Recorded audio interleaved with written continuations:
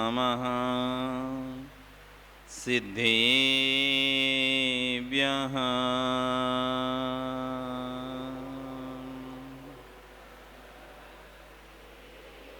ॐ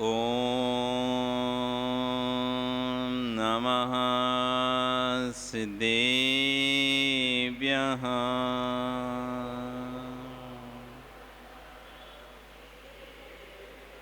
ॐ नमः सिद्धेभ्यः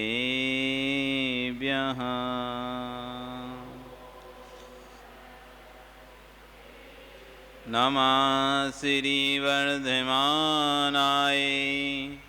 निर्धूते कलिलात्मने सालोकानां त्रिलोकानां यद्विद्यादर्पिणायते नमो अरिहन्ताणं नमो सिद्धाणं नमो आयरीयाणं नमो वच्छायाणं नमो लोये सव्यशाहुणं। बोले अनंत अनंत से परमेष्ठी भगवानी की, आदिरम आदिनाथ भगवानी की, वर्तमान शासन महावीर भगवानी की, आचार्य समद्वत स्वामी महाराज जी की, आचार्य गुरु विश्व सागर जी महाराज जी की, अहिंसा में विश्व धर्म की।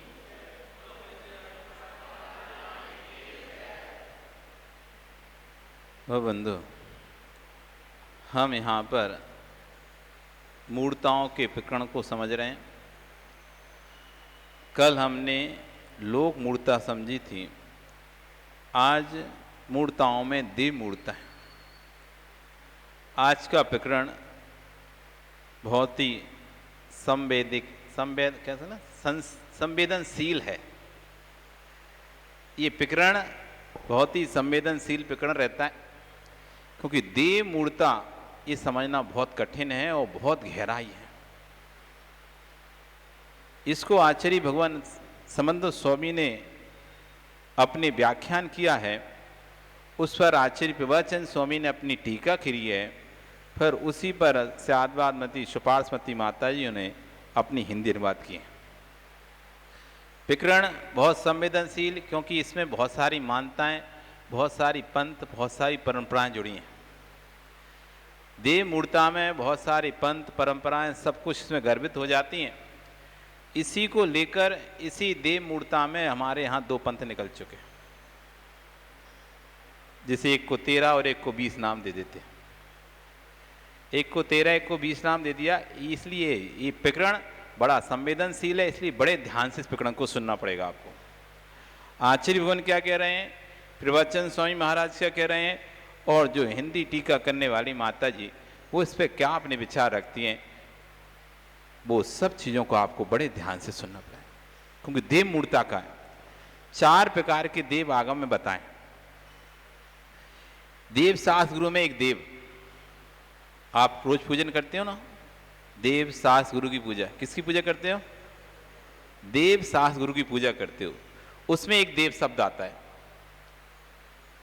देव शब्द आता है ना, चतुर्निकाय के देव, उसमें भी एक देव शब्द आता है। भगवान की समोक्षण में देव आते हैं। भगवान शरण कौन आता है? देव आते हैं। एक वहां भी एक देव शब्द आता है। एक देव शब्द, हम देव शास्त्र गुरु की पूजा करते हैं, वहां एक देव शब्द आया। भगवान के समोक्षण में चतुर्निकाय के देव आते हैं, वहां एक शब्द आया। कुदेवों की पूजा नहीं करना चाहिए, वहां भी एक देव शब्द आया। और एक अदेव, वहां भी एक देव शब्द आया। जगत में जो दिखाई दे रहे हैं उनको भी देव शब्द से संबोधित किया जाता है। जगत में जितने भी देवी देवता, क्या शब्द का उपयोग करते हैं? देवी देवता, वहां भी एक देव शब्द है। और जिनका कोई स्वरूप नहीं है देव का, जैसे बड़ पीपल के पेड़, उनको भी देव बोल देते हैं।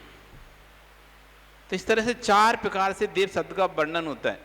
एक देव शब्द से देवादि देव, एक देव शब्द से चतुर्निकाय के देव, एक देव शब्द से जगत में जितने भी देवी देवता हैं वो देव, और एक देव शब्द से जिनका कोई देव का स्वरूप नहीं है, पेड़ है, ताला है, चाबी है, गाय है, सांप है, कुछ ही कोई पूज रहे हैं, मतलब नागपंचमी नाग देव। तो इस तरह से जो देव के स्वरूप से बिल्कुल ही भिन्न है, मतलब कहीं से कहीं तक देव का मेल खाते नहीं है, उसको भी एक देव। ऐसे 4 देव हैं। अब इनमें से किस देव की आराधना करने से देव मूर्ता में जाएंगे, किस देव की आराधना करने से देव मूर्ता में नहीं जाएंगे, अब इस बात को आचार्य भगवान यहाँ पे समझाएंगे। बरोपिलिप आसावान राग देश मलीमसा देवता यदुपासित देवता मूढ़ मुच्यते। आशावान, आशा संसारी भोगों की आशा को लेते हुए मुझे अमुक वस्तु की प्राप्ति हो जाए, मेरे घर में संतान हो जाए, मेरे घर में संपत्ति आ जाए, मेरे घर में पैसा जाए, मेरा काम बढ़ जाए, इस आशा से अथवा किसी वर की इच्छा से, किसी आशा से अथवा बरोप लिप आशावान, वर की यानी किसी वरदान की इच्छा से अथवा किसी वस्तु की इच्छा से, आशा से, राग देश मलिन मसा, जो राग देश से मलिन हैं, राग देश से सहित हैं, देवता, ऐसे देवता की यद जो उपासित उपासना करता है, मुझे अमुक सामग्री मिल जाए, अमुक वस्तु मिल जाए, ऐसा भाव रखकर अथवा मैं इनकी आराधना करूं तो प्रसन्न हो जाएंगे तो मुझे वरदान दे देंगे, ऐसी भावना रखकर राग देश से मलिन युक्त देवों की जो आराधना करता है वो देव मूर्ता है। अब इसमें से 4 ऑप्शन आपके सामने थे, देवादिदेव, चतुर्निकाय के देव, कुदेव और अदेव। इसमें से फोनो 50-50 हो गया। अब 2 हट गए ऑप्शन, क्योंकि इन्होंने परिभाषा में क्या रखा है, राग देश से मलीमस, जो राग देश से युक्त है ऐसे देवों की। तो देवादिदेव राग देश से युक्त नहीं है तो वे देव मूर्ता में नहीं आ रहे। भगवान की देव यानी भगवान की भक्ति करना देव मूर्ता से हट गई, क्योंकि इसमें क्या दिया है पॉइंट, राग देश मलीमसा, राग देश से जो मलिन है ऐसे देवों की। तो बीतराग भगवान तो राग देश से मलिन है नहीं है, तो देव मूर्ता में वो हट गए।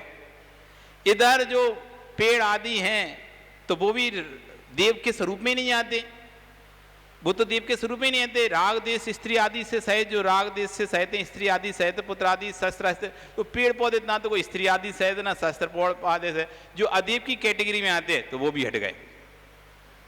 वो तो देव है ही नहीं है, तो उनको तो देव मूर्ता, उनको तो लोक मूर्ता में डाल दिया, लोक में पूजा कर रहे हैं ना उनकी, ये लोक मूर्ता में हो गया। ये देव की संज्ञा में तो कोई है ही नहीं, अदेव है वो, तो देव में आते नहीं, देव की कैटेगरी में आते नहीं, तो ये वो भी हट गए। अब 2 प्रकार के देव हमारे सामने बचे, एक चतुर्निकाय के देव, वनवासी, वेंतर, जोशी, वैमानिक, जो भगवान के शोषण में आते हैं, भगवान की सेवा आदि करते हैं, भगवान की पंचकर्णा आदि बनाते हैं। एक वेदेव आ गए और एक कुदेव आ गए, जो मिथ्या से युक्त रहते हैं। अब 2 हमारे पास बचे, एक सम्यक दृष्टि देव और एक मिथ्या दृष्टि देव। अब 2 हमारे पास कैटेगरी है। अब ये 2 हमारे देव मूर्ता के अंतर्गत हैं। अब इनमें से एक निर्णय करना है हमको, 50-50 कर लिया हमने, तो 2 हमने हटा दिए।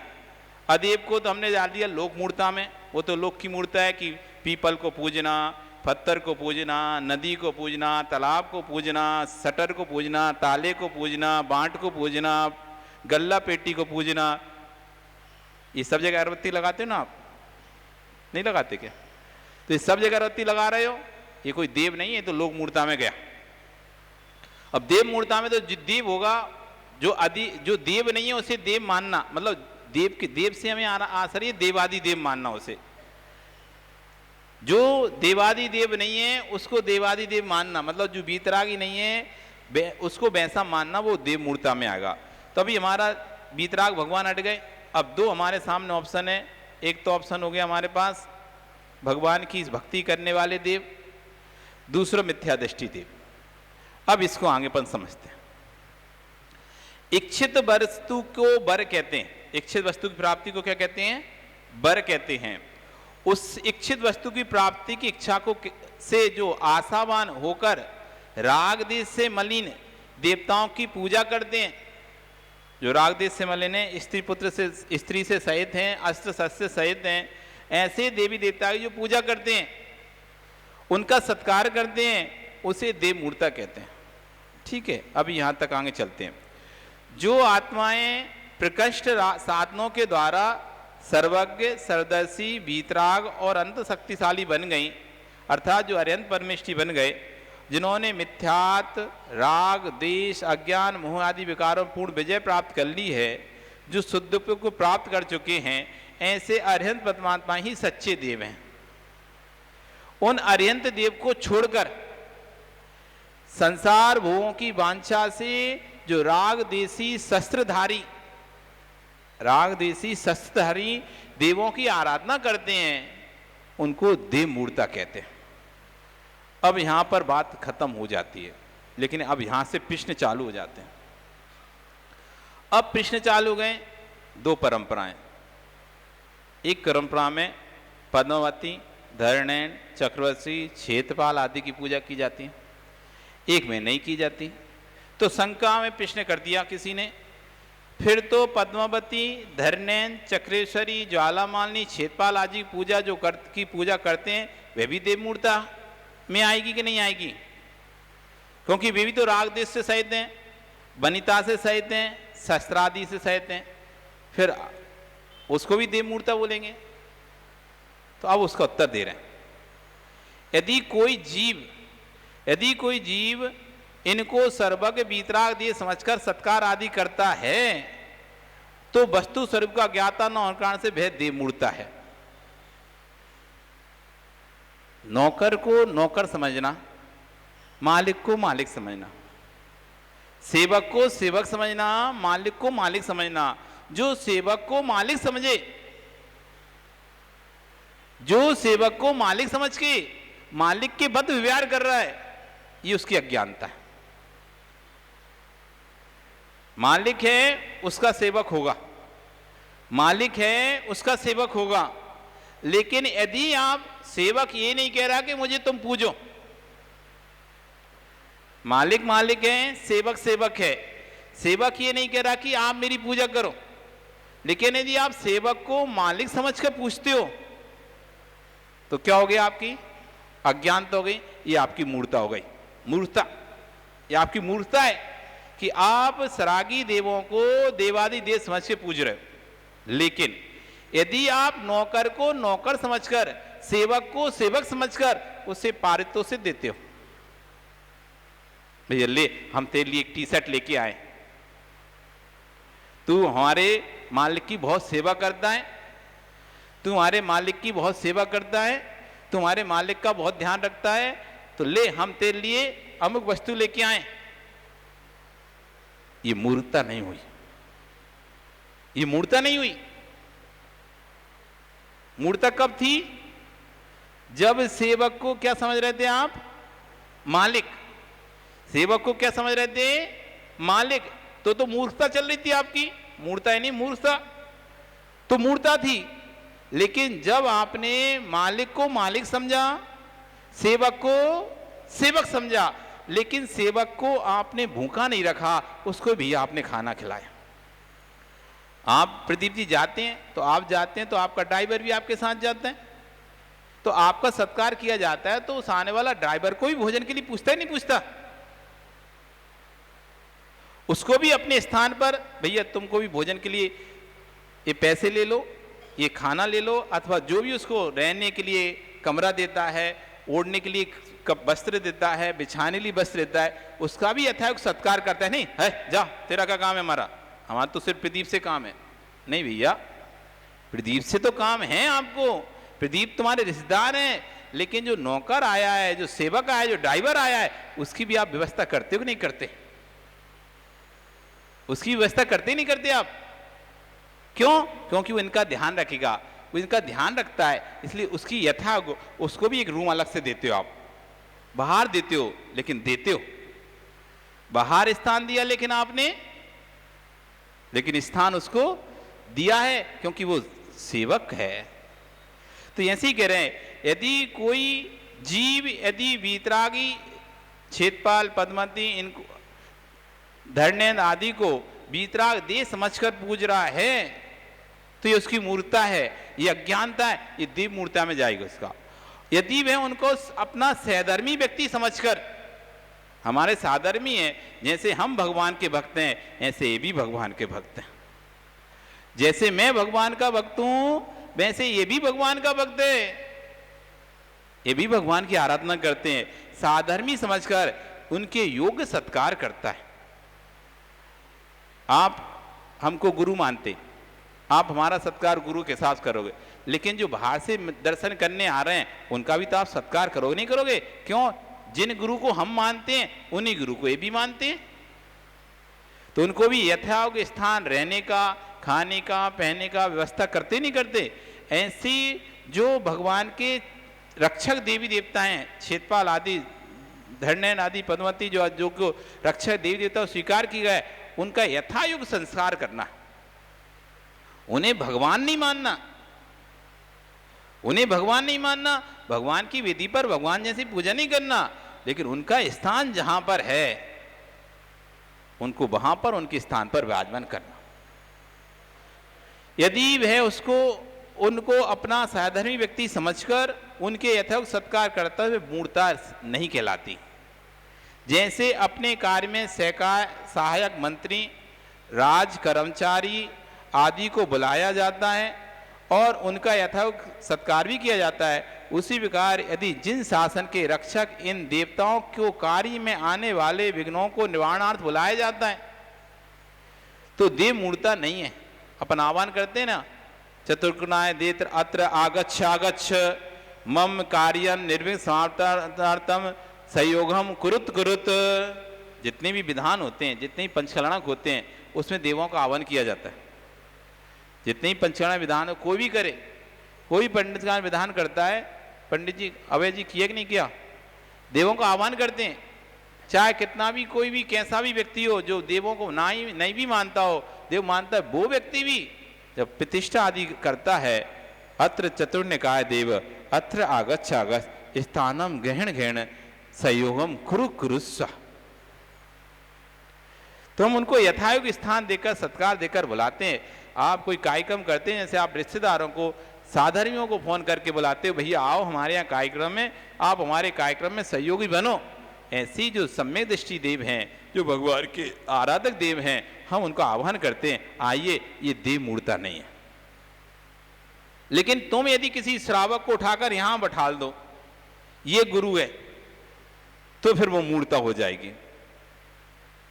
वो यदि तुम बुलाकर उसको अपने स्थान पर देते हो, पंडित है पंडित के स्थान बैठाते हो, ब्रह्मचारी ब्रह्मचारी के स्थान पर बैठाते हो, क्षुल्लक है क्षुल्लक के स्थान बैठाते हो, श्रावक है श्रावक के स्थान बैठाते हो।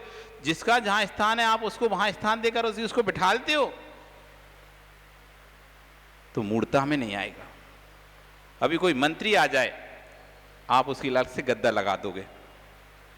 मंत्री आ जाए, है तो आपके जैसी श्रावक, आपके जैसी श्रावक है, लेकिन जैसे कोई मंत्री है तो आप क्या करोगे, एक अलग से सोफा डाल दोगे, एक अलग से नया सा सोफा लगा दोगे, एक अलग से नया गद्दा लगा दोगे। भैया मंत्री है, थोड़ा सा ध्यान रख के बिठाल दे रहे। बाकी और लोग जो हैं, आप दरी पे बैठे हो, लेकिन उसको थोड़ा सा यथा योग्य सम्मान दिया, लेकिन उसको यहां नहीं बिठा लोगे अपने स्थान पर। ऐसे जो रक्षक देवी देवता हैं, उनको यथा योग्य स्थान देना, उनको यथा योग्य स्थान देना। भगवान की गद्दी पर नहीं बिठालना, लेकिन ऐसा भी नहीं करना कि उनको बाहर फेंक देना, बाहर भी नहीं फेंक देना और वेदी पर भी नहीं बिठा देना। उनका यथा योग्य जो स्थान है, उस स्थान पर उनको विराजमान करना। यदि जिन शासन के रक्षक इन देवताओं को कार्य में आने वाले विघ्नों के निवारण बुलाया जाता है, तो देव मूर्ता नहीं है। जैन शास्त्रों में प्रतिष्ठा आदि कार्यों में उनके आह्वान का विधान है, तथा आचार ग्रंथों में भी किसी साधु की संलेखना या समाधि लेने का समय जब आता है, तो वहां पर बोलते हैं, यहाँ के रक्षक देव तुम हमारी समाधि में सहायक होना, इत्यादि वचनों को चढ़ करके वो उनसे आज्ञा ली जाती है। आचार्य ने लिखा है, ननु एवं श्रावकादीनां शासन देवी देवता पूजादि विधानम सम्यक दर्शन मलिनता हेतु प्राप्नोति इति चेत एवं एतद। किसी ने प्रश्न किया, आचार्य प्रभात चंद्र स्वामी कह रहे हैं, कोई प्रश्न करता है कि श्रावक आदि के द्वारा जो शासन देवी देवता की पूजा आदि विधान किया जाता है उससे तो सम्यक दर्शन में मलिनता का हेतु प्राप्त होता है, तो फिर क्या करना चाहिए? तो आच्युत एवं मेतद, यदि ऐसा होता है, यदि वह बरोपलिप आशा कुर्यात, यदि वह बर की इच्छा से या आशा की इच्छा से उन शासन देवी देवता की पूजा करता है, किस इच्छा से? बर की इच्छा से, आशा की इच्छा से उन शासन देवी की पूजा करता है। यदा तु सक्त देवता त्वेन तासाम तत्करोति, यदि ऐसा करता है तो उसका सम्यक दर्शन मलिन है। और यदि वह उन देवताओं की तासाम उनकी सत्कार करता है, यथायोग्य सत्कार करता है, तदा ना तन मलिनता हेतु, तब वह मलिनता का कारण नहीं बनता। तत् कुर्वत दर्शन पक्षपाता वरम मया चितमपि तहा पृच्छतन्तेव तद करने च इष्ट देवता विशेषात फल प्राप्ति निर्विघ्न तो झटति ना सिद्ध्यति। नहीं चक्रवर्ती परिवार अपूजते सेवका नाम चक्रवर्तिनी सकाशात तथा फल प्राप्ति दृष्टा। चक्रवर्ती के द्वारा भी फल की प्राप्ति देखी जाती है। चक्रवर्ती पूरे परिवार सहित परिकर सहित भगवान की पूजा करने आता है। कृष्ण फिर से कहा, यदि सरागी देवी देवताओं की पूजा करना देव मूर्ता है तो शासन देवी देवताओं की पूजा सत्कार आदि करना भी देव मूर्ता में गर्भित होना चाहिए। उत्तर, यदि किसी इस लौकिक भोगों की इच्छा से उन देवी देवताओं की पूजा की जाती है तो उनको वीतराग देव माना जाता है, तो निश्चित देव मूर्ता में आएगा। आपके मंदिर के जो देवी देवता हैं, यदि उनको भी आप दूसरों के यहाँ के देवी देवताओं को पूजा करते हो वो तो देव मूर्ता में है ही। लेकिन यदि आपके मंदिर में कोई रक्षक देवी देवता आपने विराजमान कर रखे हैं, पद्मावती श्वेतपाल विराजमान, उनको भी यदि आप वर की इच्छा से आशा की इच्छा से वीतराग देव मानकर पूजा कर रहे हो तो वो भी देव मूर्ता में आ जाएगा। परंतु अपनी शक्ति से अधिक शक्तिशाली मानकर, परंतु यदि तुम उनको अपनी शक्ति से अधिक शक्तिशाली मानकर धर्म की प्रभावना तो उनका सत्कार कर रहे हो कि भैया तुम धर्म की बढ़िया प्रभावना करते हो इसलिए तुम्हारा सत्कार है, तो सम्यक दर्शन की मलिनता का कारण नहीं है। तो सम्यक दर्शन में मलिनता नहीं आएगी, वो देव मूर्ता में नहीं आएगी। जैसे अपन ने बताया ना कि आप कोई पद में आया, मंत्री आया, तो मंत्री पद पे अच्छे पद पे ये समझकर उसका आप सत्कार करके थोड़ा सा आपने ऊंचा बिठाल दिया, ये आपकी मूर्ता नहीं है। आपने पद के हिसाब से उसे स्थान दिया है, ना कि उसे भगवान बनाया है। भगवान नहीं बनाया, आपने अपने से थोड़ा सा स्थान दे दिया। किसके? भैया तुम प्रभावना करते हो, देश का चलाते हो, देश का राज्य को चलाते हो, राष्ट्र को चलाते हो, मंत्री हो, इस हिसाब से आपने थोड़ा सा ऊंचा स्थान दे दिया अपने से, वो मूर्ता में नहीं आया। यदि तुम इसे भगवान मानकर उसकी पूजा करना शुरू कर जाते तो मूर्ता में चला जाता। जो शासन देव देवताओं को साधर्मी मानकर सत्कार करता है तो सम्यक दर्शन के प्रति अधिक अनुराग होने से शासन देवता बिना याचना किए ही उसको फल दे देते हैं। यदि आप अपने जो भगवान के रक्षक शासन देवी देवता हैं उनका सत्कार करते हो सम्यक दृष्टि मानकर, तो आचार्यवन कह रहे हैं कि वो तो बिना ही तुम्हें इच्छा के वैसे ही दे देते हैं। जैसे किसी मंत्री को आपने अपना साधन उसका सहयोग किया, तुमने कुछ नहीं भी मांगा तब भी उसने कहा ठीक है हम आपके मंदिर के लिए इतना रुपए देते हैं, आपके मंदिर के लिए जमीन देते हैं, बिना ही मांगे दे दिया उसने। तो ऐसी किसी मांगने की जरूरत नहीं देवी देवताओं से। आप उन सामान रहो, जय जिनेन्द्र का व्यवहार, उनको यथायोग्य स्थान दिया, वो खुद ही प्रसन्न होके भैया ये अपना साधर्मीय सेवा करता है महाराज की और ये अच्छी महाराज ध्यान रखता है, चलो भैया तुम्हारे लिए व्यवस्था कर दे रहे हो। अनुराग से सम्यक दृष्टि सत्कार करता है तो सम्यक दृष्टि के प्रति अधिक अनुराग होने से शासन देवता बिना याचना के ही उसको फल दे देते हैं, उसके संकट आदि दूर करते हैं। उनको सत्कार नहीं करने से वे इष्ट देवता से शीघ्र ही निर्विघ्न फल की प्राप्ति नहीं होती है। जैसे चक्रवर्ती के परिवार का सत्कार किए बिना सेवकों को चक्रवर्ती से फल की प्राप्ति नहीं होती है। अब कहें राजा का सत्कार, राजा के परिवार का सत्कार किया तो राजा से फल की प्राप्ति हो जाती है। आपके घर के लोग कहीं बाहर जाएं, आपने किसी होटल में बोल के रखा कि हमारे लोग आ रहे हैं, उनका ध्यान रखना, तो आपने उनका ध्यान रखा, फिर अगली बार जब आप आओगे, अरे तुमने बढ़िया किया, हमारे लोगों का ध्यान रखा, लो ये टिप, बिना ही मांगे आपने उसको दे दिया। पद्म पुराण में लिखा है, लक्ष्मण ने अर्थ देकर यक्षेंद्र का सत्कार किया। लक्ष्मण ने धन देकर यक्षेंद्र का सत्कार किया। इसमें ज्ञात होता कि साधर्मी होने के नाते इन देवों का सत्कार करना देव मूर्ता नहीं है, लेकिन देवों की पूजा नहीं की उन्होंने। सत्कार करना और पूजा करना में बहुत अंतर है। फिर प्रश्न उठा, इन सरागी देवताओं की मूर्तियों को बनाकर क्या श्री मंदिर जी में स्थापित करना चाहिए? उत्तर, ये जिन मंदिर समूषण का प्रतीक है, समूषण में चारों प्रकार के देव रहते हैं, अतः देवों की स्थापना करते हैं, अथवा अकृत्रिम अनादिकालीन जिन मंदिर में श्री देवी, श्रुत देवी, सर्वाण देवी यक्ष और सनत कुमार यक्ष की प्रतिमाएं हैं, अतः शासन की स्थापना जिन मंदिर में करते हैं इसमें कोई दोष नहीं। श्री जिन मंदिर जी में पद्मावती, क्षेत्रपाल आदि की मूर्ति होने से लोग वीतराग प्रभु को भूल जाते हैं, प्रमुखता ही इन्हीं देवी देवताओं की आराधना में लग जाते हैं, इसलिए मंदिरों में इनकी स्थापना नहीं करना चाहिए, ऐसा किसी ने प्रश्न किया।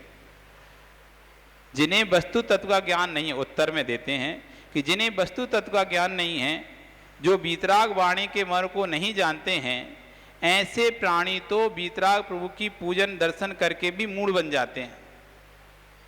वीतराग प्रभु को भी सांसारिक कार्यों को कर्ता मानकर उनसे भी धन धान की, पुत्र पुत्रादि की याचना करने लग जाते हैं और वीतराग प्रभु को कर्ता मानकर मूढ़ बन जाते हैं। प्रश्न फिर अगला आया, वीतराग प्रभु यदि किसी को सुख नहीं देते हैं तो फिर क्यों कहा जाता है, द्रौपदी का चीर बढ़ाया, सीता प्रति कमल रचाहा, काहू को नाग नरेश पति, काहू को स्वर्ग विमाना। प्रश्न उठा कि जब भगवान कुछ नहीं देते तो ये क्यों कहा जाता है कि द्रौपदी का चीर भगवान ने बढ़ाया, सीता का प्रति कमल रचाया, और काहू को किसी को नाग नरेश पति का हूँ स्वर्ग विमाना, किसी को नाग भवन तो किसी को स्वर्ग का विमान प्राप्त कराया। सागर गोपद रूप किया, मैना का कष्ट है टारा, सागर को छोटा सा कर दिया, मैना का कष्ट हटा दिया। ये सब क्यों कहे जाते हैं? उत्तर देते, वीतराग प्रभु किसी के कर्ता सुखदाता नहीं हैं, क्योंकि वे राग देश से रहित हैं। यदि वीतराग प्रभु ऐसा करेंगे तो निश्चय से वे सरागी हो जाएंगे। वीतराग प्रभु की भक्ति के महत्व को दिखाने के लिए कहा जाता है। ये सब किसको दिखाने के लिए जाना है? भक्ति के महत्व को दिखाने के लिए सब कहा जाता है। वह वीतराग प्रभु कृत नहीं हैं, वीतराग प्रभु करने वाले नहीं, भगवान करने वाले नहीं हैं, क्योंकि वे किसी की हानि या लाभ नहीं करते हैं। भगवान की भक्ति से परिणाम विशुद्ध होते हैं, उन परिणाम की विशुद्धि से कर्मों के असंख्यात गुण कर्मों की निर्जरा होती है और शुभ कर्मों से के विशेष अनुभाग की वृद्धि होती है। शुभ कर्मों के विशेष अनुभाग की वृद्धि होती है, इससे कार्य की सिद्धि होती है। कार्य की सफलता या असफलता वीतराग प्रभु कृत नहीं है। कार्य की सफलता बलसा भगवान के द्वारा नहीं की जाती है। स्तुति पाठ में जो लिखा जाता है कि भगवान आपने द्रौपदी का चीर बढ़ाया, सुदर्शन सेठ के लिए सूली का सिंहासन किया, इत्यादि की वे सब भक्ति से प्रेरित होकर लिखा जाता है। भक्ति से होने वाले कार्य को भगवान पर आरोपित किया जाता है। जो अज्ञानी तत्व के स्वरूप से अनभिज्ञ हैं, वे भगवान को करने वाला मानते हैं, ये भी देव मूर्ता है। ये भी एक देव मूर्ता हो गई, भगवान को करने वाला। भगवान वैसे नहीं है, उनका वैसा स्वीकार करना वो भी देव मूर्ता है। अब यहाँ पर बता दिया कि भगवान वैसा करते नहीं, लेकिन हम बहुमान देने के लिए, जैसे कोई व्यक्ति आप काम करते हो, अरे महाराज आपकी कृपा से संतान हो गई। अरे महाराज ने क्या किया? संतान हो गई। संतान को जन्म तो आपने दिया है, विषय भोगों को भोगा तब जाके संतान का जन्म हुआ, लेकिन क्या बोलते हैं? आपकी कृपा से हमारा मकान बन गया। तो महाराज ने कौन सा मकान बना दिया? लेकिन बहुमान देने के लिए, अथवा महाराज आपका ही है ये सब, ये मकान आपका ही है, दुकान आपकी है, सब आपका ही है। ये क्या कह रहे हैं? ये भगवान देने लिए ऐसा बोल रहे हैं, बाकी में उनको पता है इनका नहीं है। ऐसे ही भगवान ने द्रौपदी का चीर बढ़ाया, सीता पिति कमल रचाया, अंजन को किए निकाम, तो ये सब भगवान को बहुमान देने के लिए। बाकी हुआ कैसे ये वास्तव में देखा जाए तो स्वयं के ही कर्मों की निर्जरा से तीर पुण्य का बंद हुआ और उससे विशुद्धि से पुण्य कर्म के अनुभाग बढ़े और हमारा काम हो गया। लेकिन हम बड़ों को काम अपन करते हैं, तब भी अपना उद्देश्य रहता चलो बड़ों को इसका वो दे दे क्रेडिट, बड़े लोगों को अपन क्या देते हैं? क्रेडिट। नहीं, सब आपकी कृपा से हो रहा है, आपकी निर्देशन में हो रहा है, कोई काम भी नहीं कराया सामने वाले, तब भी हम बड़े लोगों को कह देते नहीं इनका सब इनकी द्वारा हो रहा है, करा हमने, तब भी हम दूसरों को बहुमान देने के लिए उसका नाम ले लेते हैं। इस तरह तो जो जीव तत्व ज्ञान से शून्य है वे वीतराग प्रतिमा का अवलोकन करने में भी मूढ़ बन जाता है। इसलिए मूर्ता का परित्याग करने के लिए तत्व तत्व की पहचान करना आवश्यक है। केवल जिन मंदिर में शासन देवी देवता की मूर्ति को हटाने मात्र से देव मूर्ता दूर नहीं की जा सकती, आगम दृष्टि पर इसका स्वरूप जानकर कार्य करना चाहिए। इस तरह से बता रहे हैं कि कोई प्रतिमा फेंकने से देव मूर्ता से दूर नहीं हो जाओगे, आपको देव के बारे में यथार्थ स्वरूप समझना पड़ेगा। हो सकता है तुम भगवान की भक्ति करते करते ही देव मूर्ता में चले जाओ, वीतराग प्रभु की भगवान की भक्ति करते करते ही देव मूर्ता में चले जाओ। तुम भले किसी देवी देवता को नहीं मानते, भगवान को मानते, लेकिन भगवान को ये कह के मानते हो कि भगवान मेरे घर में धन संपत्ति भर देंगे, भगवान मेरे घर में संतान पैदा कर देंगे, भगवान मेरा व्यापार चलवा देंगे, ऐसा मान के तुम भगवान की पूजा कर रहे हो, तो वो भी देव मूर्ता में। क्योंकि तुम्हें तत्व अतत्व का विवेक नहीं है, सच्चे देव के स्वरूप का बोध नहीं है, सच्चे देव के स्वरूप से विमुख हो चुके हो, इसलिए वो सब देव मूर्ता में गया। इस तरह यहाँ पर देव मूर्ता का प्रकरण चला। इन्होंने बता दिया कि चाहे शासन देवी देवता हो, चाहे अन्य देवी देवता कोई भी हो, यदि तुम आशा से इच्छा से प्रेरित होकर उन्हें यदि देवादिदेव मानकर उनकी पूजा करोगे तो वो देव मूर्ता में जाएगा। लेकिन यथायोग अब सत्कार करोगे किसी को सम्यक दृष्टि मानकर कि भैया तुम भी भगवान की भक्ति करते हो संवत्सरण में जाकर, हम भी भगवान की भक्ति करते हैं संवत्सरण में जाकर, तुम भी हमारे साधर्मी, हम भी तुम्हारे साधर्मी, और साधर बस तुम्हारे पास शक्ति अधिक है, हमारे पास शक्ति कम है, उस शक्ति का स्थान देकर उनको उच्च सत्कार करते हो उनका, तो वो देव मूर्ता में नहीं आता। यदि उन्हें वीतराग भगवान समझकर उनकी भक्ति करते हो तो वो देव मूर्ता में आ जाता है। इस तरह और यदि तुम भगवान की भक्ति भी यदि ये मान के करते हो भगवान मुझे कुछ देंगे, भगवान से मुझे मिलेगा, भगवान देते हैं, भगवान करते हैं, ऐसा मानकर यदि तुम भगवान की भक्ति कर रहे हो तो वो भी देव मूर्ता में ही जाएगा। क्योंकि मूर्ता नहीं, मूर्ता तो मूर्ख हो, तुम्हें पता नहीं है वीतराग भगवान किसी को देते नहीं है, तब भी ऐसा सोचकर वीतराग भगवान देंगे तो वो भी मूर्ता में चला जाएगा। इस तरह आज यहाँ पे आचार्य भगवान ने देव मूर्ता के बारे में यहाँ पर बताया कि बर्फ लिप्य आशावान रागत देश मलिमसान देवता उपासीते देवता मूल मुछते बर और आशा की इच्छा से जो राग देश से मलिमस हैं, ऐसे जीवों को यदि देव मानकर देवादिदेव मानकर जो भक्ति उनकी उपासना करता है वो सब देव मूर्ता है, जिससे उसका सम्यक दर्शन का घात हो जाता है। उस देव मूर्ता को छोड़ना चाहिए और सम्यक दर्शन प्राप्त करना चाहिए। बोली भगवान महावीर स्वामी की।